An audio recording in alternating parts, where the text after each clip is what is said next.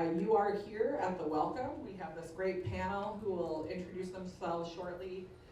Then we'll move to table discussions, do a quick share out, and wrap up.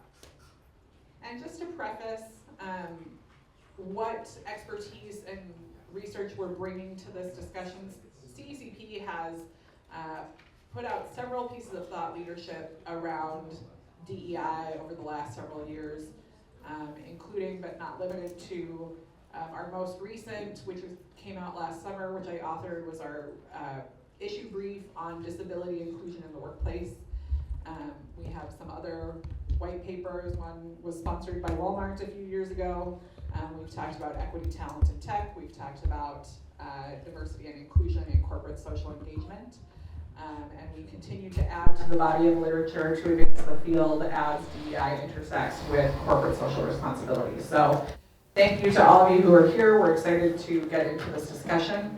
And as you see on the slide, the ways that we engage with companies are through those convenings, through our thought leadership, through our Giving Numbers and Pulse survey data, and in our advanced advisory, so project-based work with our affiliated companies.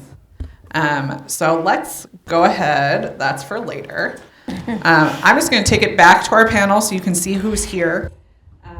But I'm going to turn it over to the panel and ask that you all take a few minutes to introduce yourself, your role in industry, and let us know a bit about your DEI strategy.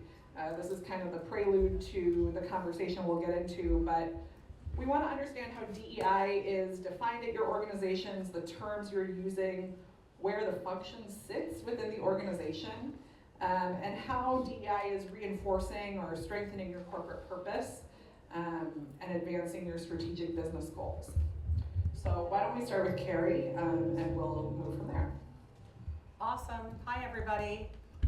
I'll start with, I'm with DPR Construction. I've told about 20 people here that in the last 2 days, and I get a bit of a blank stare. Or people are afraid because they've all had an experience with a contractor that is frightening. So I'll give you a little background about myself and DPR and what our journey has been and continues to be. DPR is the 6th largest general contractor in the US. We do about $10 billion in revenue a year. We're very focused on technical building. I like to say we like to do the things that are hard that nobody else wants to do, like healthcare, biotech, advanced technology. We're in 30 different locations across the globe. Most of those are in the US of A. We also are in Europe and Singapore and South Korea. We are a young company.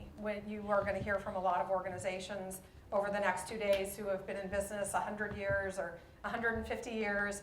Well, we are young amongst our peers here, but also amongst the general contracting community. We're going to turn 34 in July.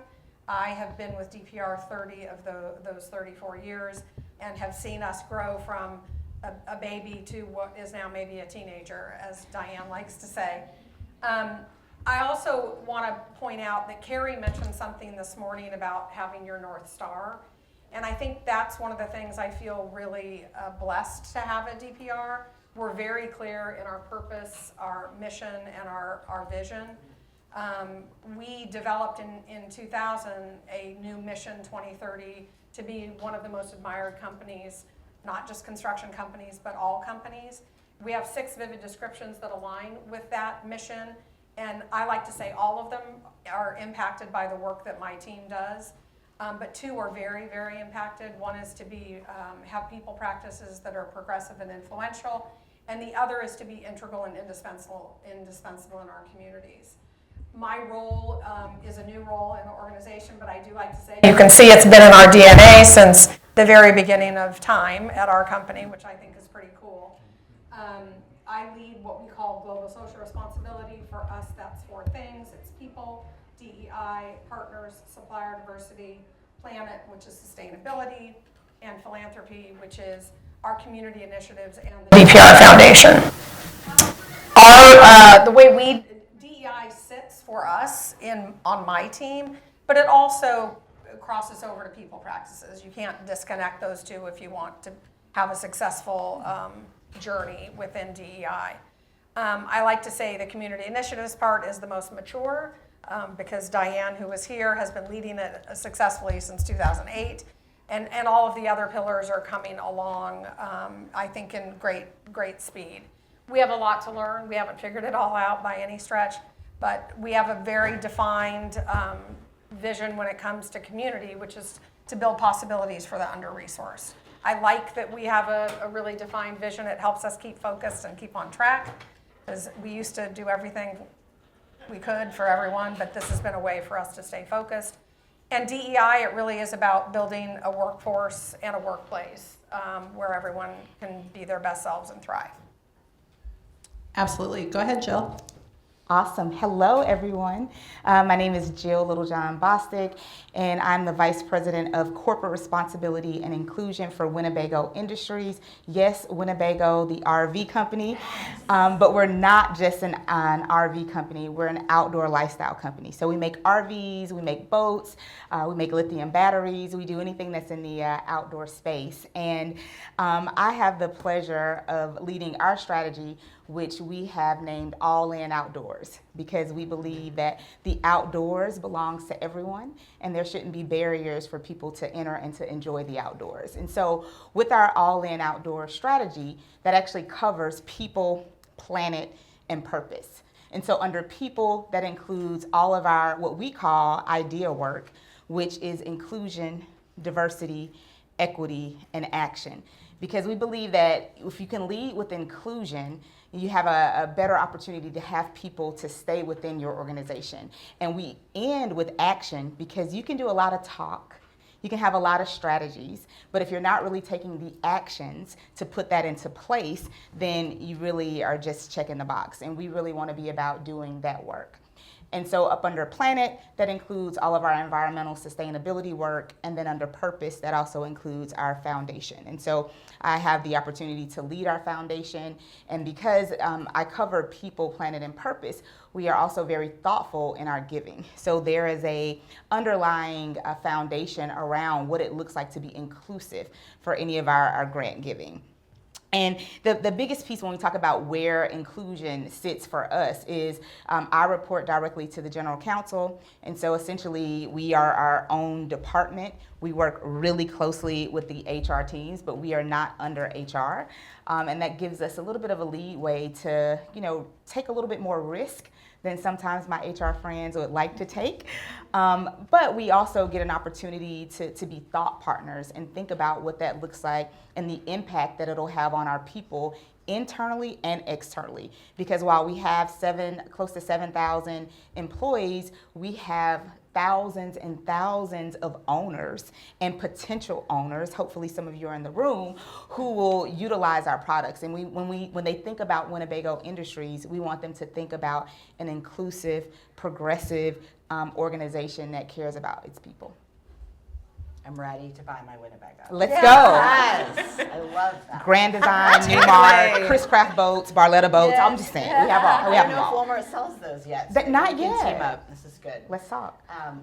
Good afternoon, everybody. Gayatri, Agnew, and I serve as a senior director for Walmart, running our relatively newly created Center of Excellence for Accessibility. And I'll sort of explain what that means. But real quick, just the overview on Walmart. You guys all probably know what a Walmart is. We're the world's largest retailer. We're also the largest private employer in the United States. We have 4,700 US-based stores that we operate and 11,000 global retail stores. We have 2.2 million people working for Walmart around the globe. And so we're present in 27 countries. In 17 of those, we have retail storefront stores, and in 10 of those, we source from and work with supply chain folks in those markets, but don't have a retail store presence. We're headquartered down in Bentonville, Arkansas, here in the US, which is where I live, and I've been with the company for 10 years. When I joined Walmart, I actually joined into Walmart Foundation and led all of our economic opportunity and education programs, and did that for the first 7 years that I was with the company, and had a chance to come up to CECP a couple of times with that hat on. And our foundation is part of our global responsibility division of the company, which is where ESG, sustainability, philanthropy all sit. about 3 years ago, I shifted over to our global people office, which is HR, yeah, the risk-averse bunch that we are, and nestled inside what used to be called our Culture, Diversity, Equity, and Inclusion Office, and is today called our Office of Belonging.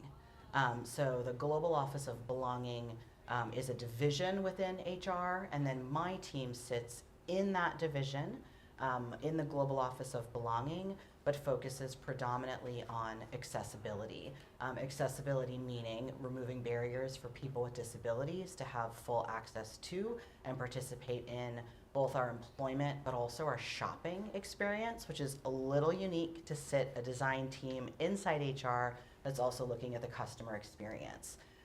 What we primarily do in my office, and then I'll speak to sort of the broader strategy for Walmart around belonging, is use inclusive design to more fully understand customer or employee experiences, and then try to design or redesign, re-engineer those experiences to be more inclusive. And I'll give some examples of that as we get further into this discussion. But about a year and a half, maybe 2 years ago now, Walmart did rename our global office of Culture, Diversity, Equity, and Inclusion to the Office of Belonging. And we did that based on a number of variables, including following very closely the research work of John Powell out of the University of California, who runs the Institute of Othering and Belonging. And a lot of his research was talking about the rise in alienation of a subset of workforce with the rise of D&I efforts. And so part of the renaming was not to remove in any way the company's commitment to diversity, equity, and inclusion, but to be more holistic in how we approach it. So at Walmart, we define belonging as having every associate feel seen, supported, and connected. And each of those words have really specific things that they mean for the individual associate. We call our employees associate experience. But the definition of belonging is the presence of reporting on diversity, the presence of inclusion in the company, and driving toward equity. So we've not removed that language, but we've definitely removed what had become a little bit of an alphabet soup of titling our office in an attempt to really simplify what do we mean and what is the purpose of this office to become the Office of Belonging. In that, then, we approach in 3 ways. We do work globally, so we look at our internal organizations, so our human capital, our associate resource groups, the community networks that we build. Then we look at our external community, the benchmarking and surveys that we report into, our public reporting on any metrics that tie into human capital diversity, and then finally, we look at internal leadership and how we engage, so that we have a relatively small office, but don't think of our office as those doing belonging work. We think of our office as those helping the 2 million associates in our company do belonging work with and for one another. So we'll get into lots more of that, but that's a little bit about. Well, that's great. Thank you all. What I love about this panel is we have these unique and distinct industries and perspectives, and each have really clear, sort of mandates and focuses and unique challenges. And so as we've started talking about inclusivity and belonging, Gayatri, I'm going to have you build on that a bit and tell us more about how this shows up for employees and for customers, and how you're measuring these efforts of belonging sort of across the enterprise and the business. Sure. So I'll start with measurement, and actually, so we, like probably many of your companies, do an annual employee engagement survey, which we call our AES. We've done that for years and years and years. We also do a lot of daily, weekly, monthly pulse survey, but we still have our annual survey that we do. And over the last 18 months or so leading up to the 2023 survey, we worked with internal research teams to take a subset of the questions that are present on the AES, on the annual employee survey, and do an analysis against those specific questions. Then we also added a question to the survey.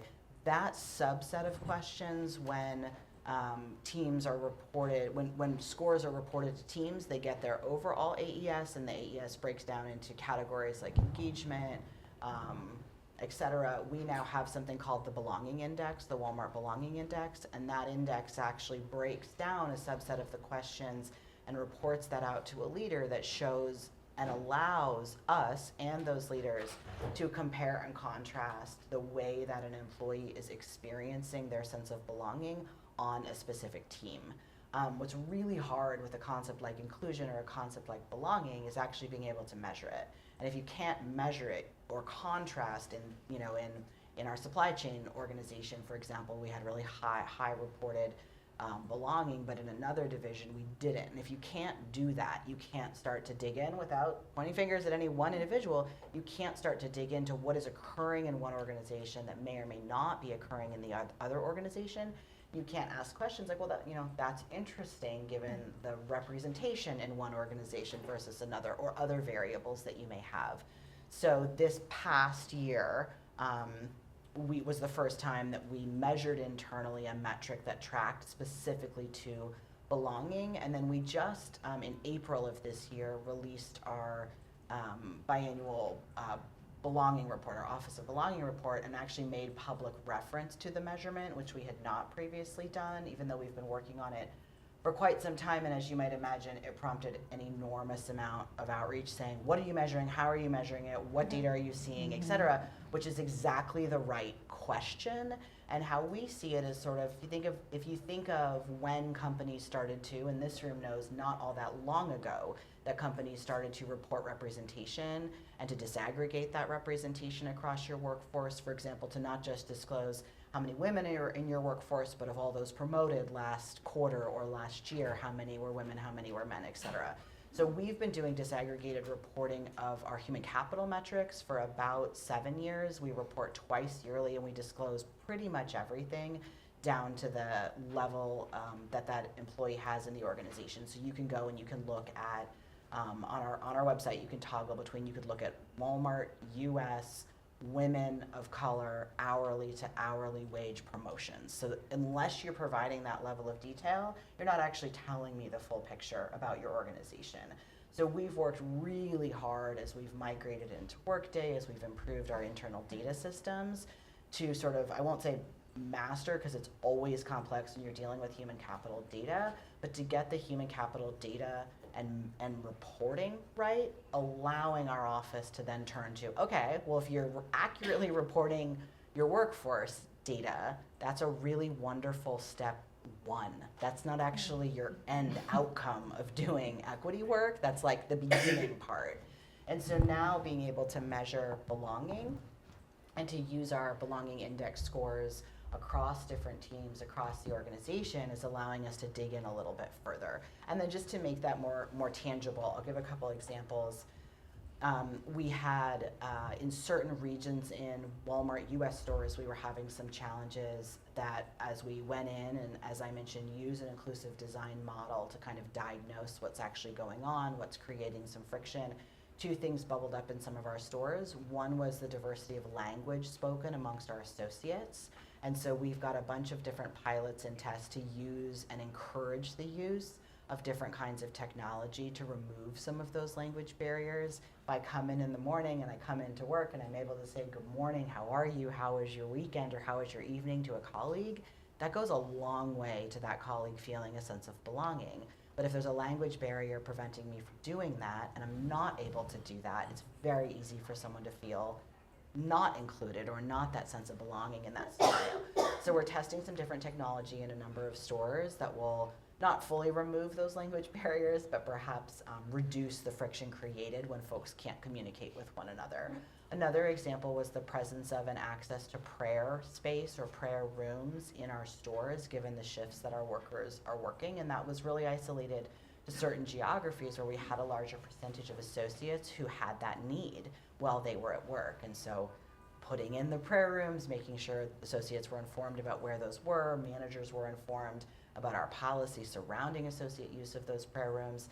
So it's not they're not huge changes, but when you think about how you feel if your religion tells you that you pray a certain way and you're coming into a workplace that's not, I would say, it's not that we're not respecting that, but not creating a physical environment where you can fully live out that religious identity, you're getting sent a very strong message. And then lastly, I'll just share with our customers, so I mentioned my team works primarily on disability and disability inclusion.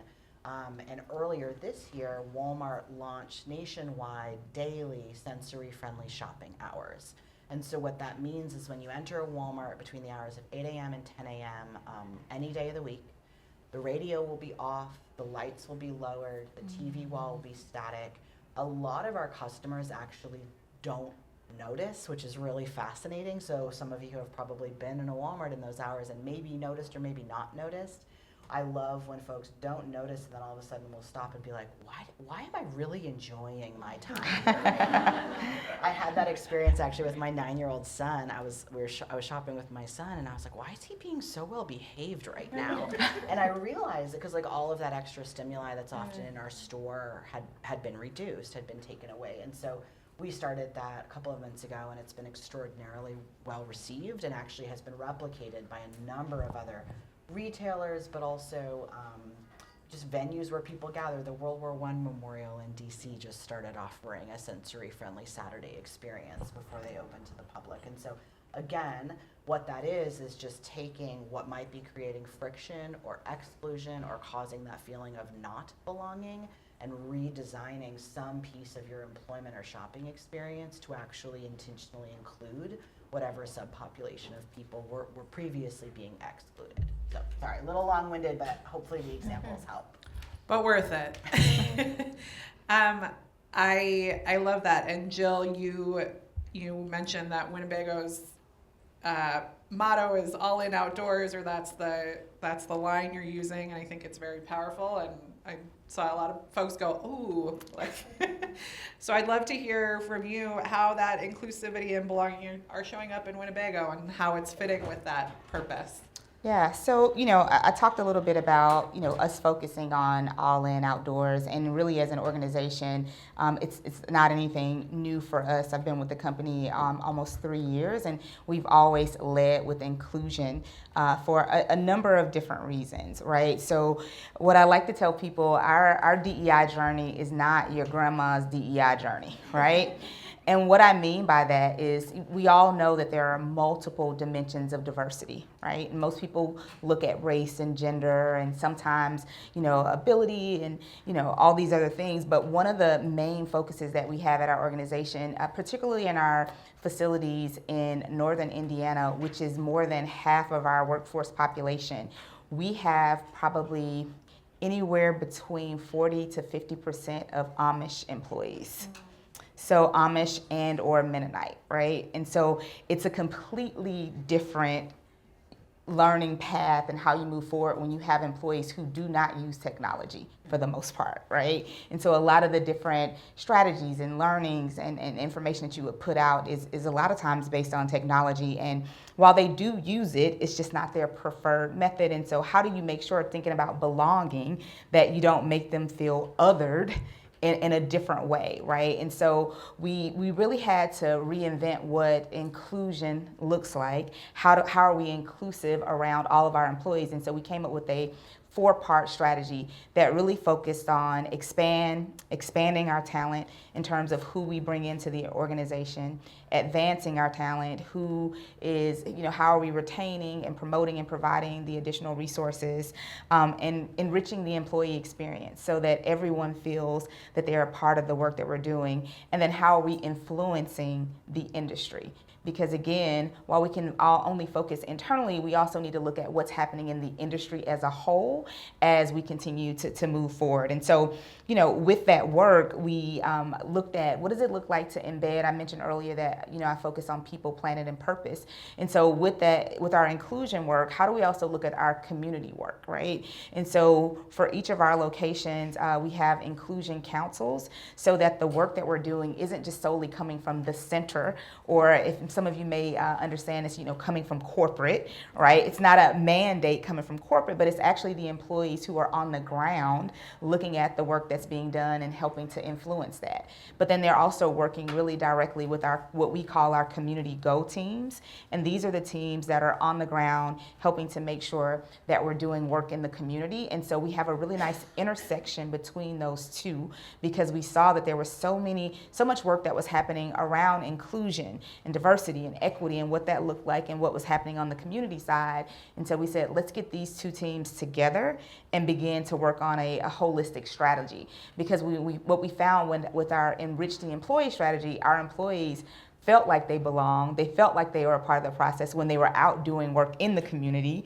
and then connecting the dots, right? And then the last piece I'll talk about is really, we talked a little bit about how a lot of times DEI is embedded in HR and what that looks like. But one of the things that we've really focused on with our strategy is, what does it look like for our marketing teams, right? Because again, we have a saying that we want to do well and do good, meaning we want to do well in terms of the profit and what we do for the organization, but also do good in those communities that we live, work, and play. But what does it look like for our customers? And so, I saw a lot of people, hopefully Gayatri's going to get an RV, a Winnebago Grand Design, or Newmar. But also, like, when people think about us, if they're looking at our marketing materials and no one looks like them, or they don't know anyone who has an RV or has a boat. And so we really started working really closely with our marketing teams to say, we offer these different trainings and these sessions, but let's specifically talk about what needs to be done differently in terms of what you physically produce, but then also the organizations that we engage with. So we engage with organizations, all across the spectrum, from Black Folks Camp 2 to Latino Outdoors to Outdoor Afro to LGBTQ plus outdoors. I could name tons and tons, but when you think about the dimensions of diversity, these organizations currently exist. They've been around. A lot of them have been around for even 30 plus years. And so how do we begin to amplify those voices, both internally and externally, on the work that we're doing? Thanks, Jill. And we'll dig in a little bit more on some of those partnerships in just a couple of minutes. But as we talk about, internal partnerships and external partnerships, Cari, I would love to hear from you, because DPR is one of the founding companies standing up Construction Inclusion Week. And I'd love to hear more about that. How did it come to be? What does it entail? What was the driver behind this? I think we can guess. Just add lack of before, Yes, right? yes. But what have you learned from this, and what has this process looked like? I'm super excited to share this journey that is 4 years in the making. It began in the aftermath of the murder of George Floyd. Several large general contractors, white CEOs, got together and said, we need to do something. We need to do better. If you don't know, the construction industry has notoriously been white male.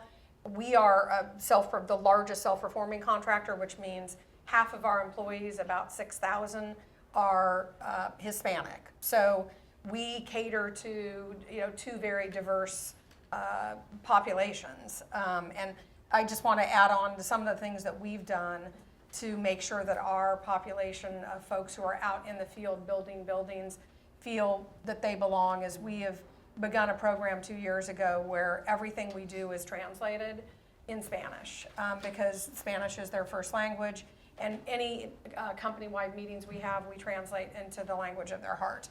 So it's been a really cool thing to be able to see this huge population of people now suddenly feel, although they're the happiest, by the way. We do an employee experience survey, and interestingly, our craft are at 89% and our admin are at 88%. And we do the belonging index as well, so I'd love to share more about that. But Construction Inclusion Week really was born of this thought that as an industry, we need to do more. We haven't done a good job of really thinking about how can we support an industry. So 6 of the largest contractors got together and said, what are some things we could do? And out of that was born this thing called Construction Inclusion Week. anyone can access what I think are pretty amazing resources. It is a week in October, but what we tell people is this is not a week. This is something we're doing all day, every day, all year. But I think the resources that are available can be leveraged all year round. There are 5 different focus areas. Things like workplace culture. We have a community initiatives day where our goal is to get into 3rd grade classrooms across the industry on a particular day to help encourage young people, number one, just introduce them to this thing called construction and help them understand it's not just swinging a hammer. There's lots of different ways you can be a part of a pretty cool industry. So it really is this opportunity for us to, as a community, figure out ways to enhance the conversation. But we've also learned a lot from one another and a lot from our own organizations. We, as an organization, began with, okay, do something during Construction Inclusion Week, if it feels good. And now we're like, everyone, every job, every 1,000 projects we have, will do something during that week. And then we've curated all these cool tools and videos where people can continue to use them throughout the year. So again, it's open to everybody. We're now a 501c6. We're very proud of that. We're, I think, going to be at a point where we can start creating a scholarship process where we can bring young people into the industry and help support them on their journey. But I would highly say just constructioninclusionweek.com. Let your fingers really do the cool. walking. It's as you're saying that, I've never actually, so we have, a really active supplier diversity organization, but we're also doing a ton of remodels and buildings, and I sit in our office of belonging, but I've never actually thought about the construction contracting angle on diversity, so we'll bring construction, after I buy my Winnebago, we'll bring construction back to Walmart. But Sounds like there's a road trip in your future. Absolutely. But I think it's really interesting to think about what leverage, because every one of your companies in the room has a really specific portfolio of leverage with other companies, and so thinking about not what are we doing in our own house for our own associates or for our own employees or customers, but as a result of what we're doing, how are we shifting that market, or how are we shifting the expectations of people who want us to like them? So, Walmart's journey on sustainability is really heavily rooted in, I would say, a not so gentle suggestion to our suppliers, but rather an outright mandate about shifting, for example, certain types of packaging or certain types of production. And we've not been able to successfully fully implement accessible procurement, but it's been something we've been working on for the last 2 years, essentially saying to places we buy things but also software from, your software needs to be accessible if we're going to buy it. And we have several examples in the last year where just that conversation, where in the procurement process we asked about the accessibility of a technology product, because our company is who we are, our asking prompted a level of diligence and a level of improvement within the vendor that we were buying from, even though current state, it's still not a mandatory practice in our purchasing. It's a suggested practice in our purchasing. And we have several organizations who are like, well, we weren't working on that before. Walmart asked, now we're working on that, and here's the ways in which we've improved it. I think similar with the example I gave about sensory-friendly hours, we wanted to do that for our own customers, but very much want to do that to be able to set a model that certainly if a Walmart store can do that, specialty retailers can do that, other retailers can do that, and hopefully that impact is not limited to the scope of our company, but is actually societal. So I know just the CECP focus around systemic change, I think for all of our teams, it's what happens in our own house, but maybe even more so, how doing that influences the behavior of other companies and organizations. Absolutely. I think that's a really good point. We, as you're talking about bringing the lights down, it's like, feels small, sometimes imperceptible to folks, but those ripples are significant. So Jill, I would love to hear more as we talk about partnerships. Winnebago obviously has a unique connection to your customers and to your products, and we'd love to hear how you're using partnerships to support your DEI efforts, internally, externally, all around. Yeah, sure. So I'm not sure how we are on time. So I'll give a specific example around how we've leveraged our partnerships, right? And so, I think if you're in the DEI space, you are concerned about the talent pipeline, or at least you should be, right? And so what that looks like. And so that's a really important piece of our strategy, focusing on early career talent and what that looks like, and bringing in new people to the outdoor industry as a whole, right?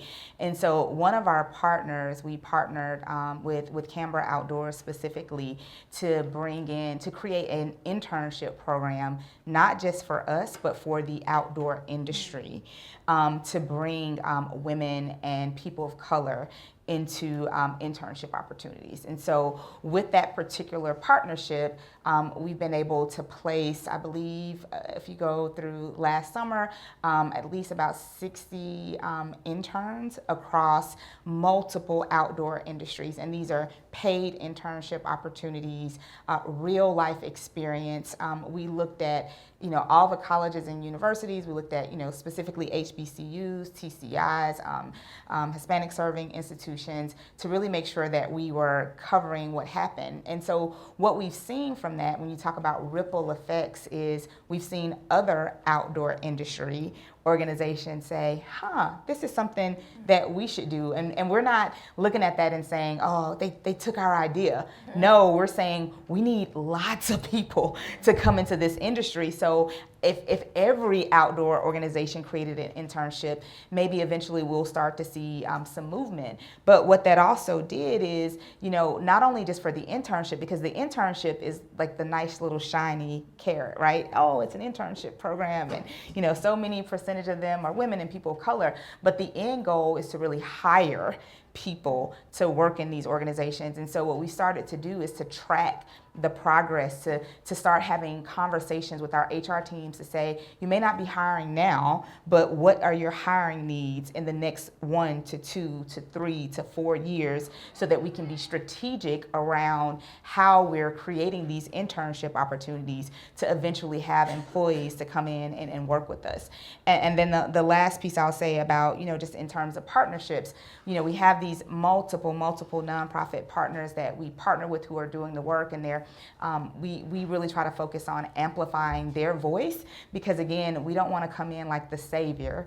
They've been doing this work, and so how can we continue to amplify their voices, but also connect it directly to our business needs, to our business strategies. We want to hire people, we want to get people to buy our products, and so how can we connect to the work that they're doing and really partner together? And a number of them get grants from us, some of them don't, but we have never had anyone come and say, no, I don't want to partner with you. They're like, this is great. You care about Black people in the outdoors. You care about Asian people in the outdoors. We took some of our Winnebago branded ambassadors. They were currently ambassadors for our brand, and then we connected them to LGBTQ plus outdoors. And now you can actually go online and you'll hear a podcast where they're talking about their experience, what it looks like, how they love driving their Winnebago, and then also how we support the LGBTQ plus Outdoor Fest. That's fantastic. Thank you. How many folks in here are like, now I want my Winnebago? There it is. There it is. Okay. Yeah, no discounts, but I can give you lots of advice. Tell them There is not a sticker under the chair. Sorry, team. This is not that session. So, going back to the theme of the summit of persistence and how we're looking forward. Gayatri, I'd love to hear from you. What's next for DEI at Walmart? How can we can't really future-proof, but how do we, take that look to see how we as a field are advancing and approaching DEI to weather the storm, I would say. Yeah, I mean, I think it's incredible. I think we would be doing a disservice to this room as a panel talking on DEI right now if we didn't say that it is not popular to do DEI work right now in the United States, and that's wildly problematic for the economic future of the United States. And so for me, the strongest argument I'm able to make ever internal to my company is the fact that the majority of the rise in consumers in the US are people of color. The majority of our shoppers are women. largest single market share we can pick up as a retailer is the 25% of people in the world who have a disability. So if I come internally and I make the argument, which I very much believe, that inclusion is the right thing to do because it leads to all kinds of positive social outcomes, unfortunately, maybe, I won't get that far. But if I come in and I show the potential around market share, which means growth in revenue, and show ways to measure that growth in revenue, it's a very different conversation. But I will say, again, our office sits inside HR. That historically has not been the conversation. We've not even had much purview to some of the customer data. It's been interesting with sensory-friendly shopping hours. We initially got quite a bit of pushback from operations, and the hypothesis was surely sales will fall. They will fall. The experience will be lacking and sales will fall. Well, I probably don't have to tell this room what happened. I mean, but we had data, right? We didn't have feel-good story about the fact that we've had 99% positive feedback on sensory-friendly shopping hours and a huge outpouring from the community about why this is a good thing to do. But we were able to look at the sales lift that is now occurring during sensory-friendly shopping hours and say, well, clearly there was an unmet need, and that unmet need is a revenue opportunity for our enterprise. So I think for me as a lawyer for justice, which is not language I get to use inside my company a lot, I know that I do this work because it's my calling to do this work, and I believe in equity and want to create greater economic opportunity for everybody. And I know that there is an economic argument to be made around doing equity well, irrespective of what kind of a company you are today. That is the growing consumer base in this country, and actually in a lot of cases globally. That is the unmet and unserved consumer base. So I think for me and for our team at Walmart, it's really around taking the time to diligently go through how we showcase the economic opportunity of doing belonging work well. That's great. Thank you. So, Cari and then Jill, I'll pose this question to you as well. When you look to the future, what changes do you anticipate for how these DEI efforts are managed and delivered at your company? Cari, why don't you start us off? It's a great question for DPR, because we are not as far along as some of the other organizations. While we have, my team was me and Diane, and now it's 30 people. We still have a long ways to go, and it is the work of all. I think that's the tricky part for us, is for folks to understand it's not the DEI manager's job, it's their job to help highlight and support, but if we don't all do it, we won't get where we want to go. So our biggest opportunity exists around connecting the work to the leaders in the organization. We have been nervous to connect compensation to actual results. We've just started to introduce that to all of our leaders last week, and there was some kerfuffling and people who get nervous about it. But I think that's really, as our founder said, if you're not measuring, it's only practice. And we have to be able to say, we have all the data, but we need to be able to say, now the data matters to you and to your teams, and we need you to help us make the progress that we want to make as an organization. So that's where we're headed. I love it. Thank you. Jill. Yes, so same question. So again, I keep talking about all in outdoors, and I'm a Southern girl. So when I say all means y'all, right? And so when I think about this work as it relates to DEI, it includes everyone. And I'm going to spin the question about the future, but there was also a question, I'm not sure if you're going to get to that, Leah, that was in the app where somebody asked the question around, by not using DEI, are we diminishing the work, right? It was some paraphrase. Or doing a disservice. Doing it a disservice, right? Language, yeah. And so when we started our campaign around All In Outdoors, we had a lot of questions. We had a lot of dialogue going back and forth of what words we would use, how we would use it, what it would look like. And, my take to the team and with all of our executive leaders, I don't care what we call it, as long as we get the work done. You can call something you can say it's diversity, equity, and inclusion, or call it DEI and still not do the work. And so words are one thing, action is another. And so for me, with our strategy, and I think about the future of it, it's really about the action and what's going to take place. And so one of the things that, I'd love to see happen, we have a pilot currently.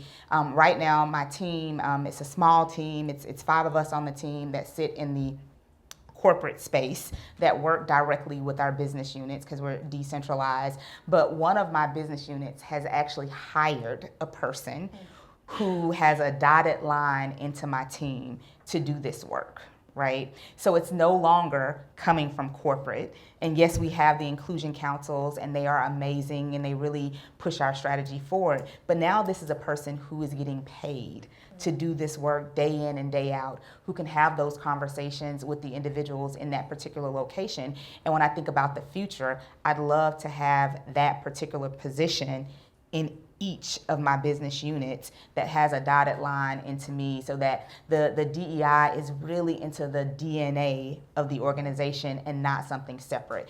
And so again, the words to me personally don't matter. The work, the action, and the change and the impact that it'll have on organizations is most important. And Leah, can I add one thing about the language? So I mentioned that Walmart publicly reports 2 times a year the representation and demographics of our workforce. And we actually almost didn't this year. There was like a very wild internal discussion. And I don't know if this room has noticed, but the majority of companies who previously reported this did not report this year. That should horrify this room. What we call the office should not.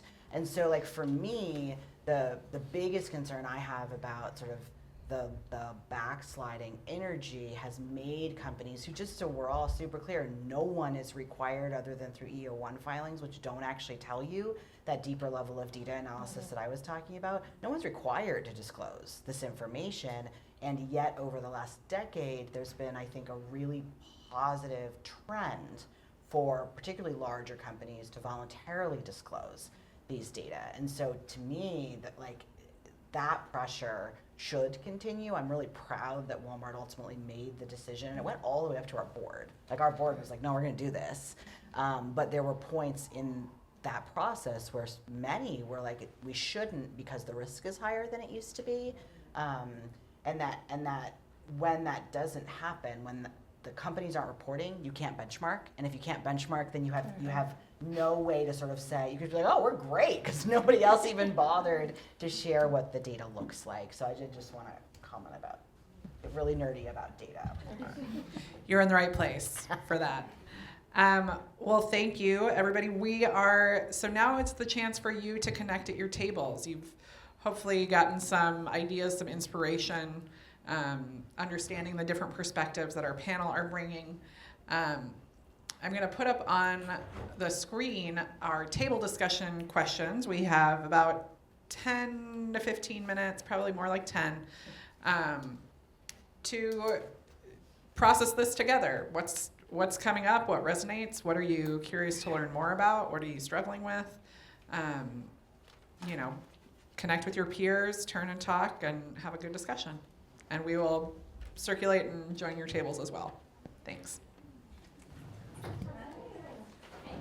Thank you all.